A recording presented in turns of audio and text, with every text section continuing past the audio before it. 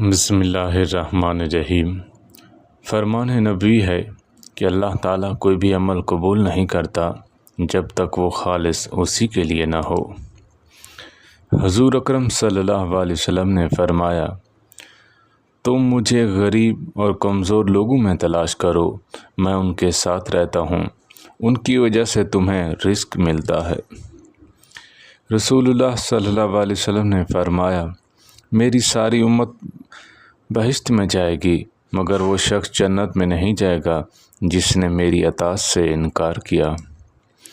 حضرت علی بن ابی طالب رضی اللہ تعالیٰ عنہ سے روایت ہے، رسول اللہ صلی اللہ علیہ وسلم نے غزوہ خندق کے دن فرمایا، اللہ تعالیٰ ان کافروں کے گھروں اور قبروں کو آگ سے بھر دے جیسا کہ ان لوگوں نے ہماری نماز وسطی نماز عصر کی ادائیگی سے روکا۔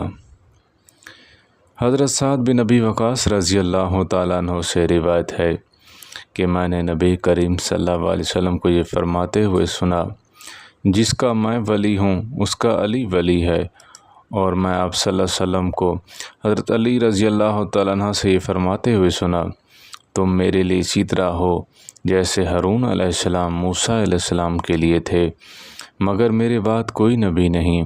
اور میں نے آپ صلی اللہ علیہ وسلم کو غزوہ خیبر کے موقع پر یہ بھی فرماتے ہوئے سنا، میں آج اس شخص کو جھنڈا عطا کروں گا جو اللہ اور اللہ کے رسول سے محبت کرتا ہے۔ نبی کریم صلی اللہ علیہ وسلم نے یہ بھی فرمایا، یقیناً اللہ تعالیٰ تمہارے صورتوں اور اعمال کو نہیں دیکھتا بلکہ تمہارے دلوں اور اعمال کو دیکھتا ہے۔ اللہ تعالیٰ ہم سب کو عمل کرنے کی توفیق عطا فرمائے۔ وآخر دعوانا ان الحمد للہ رب العالمین۔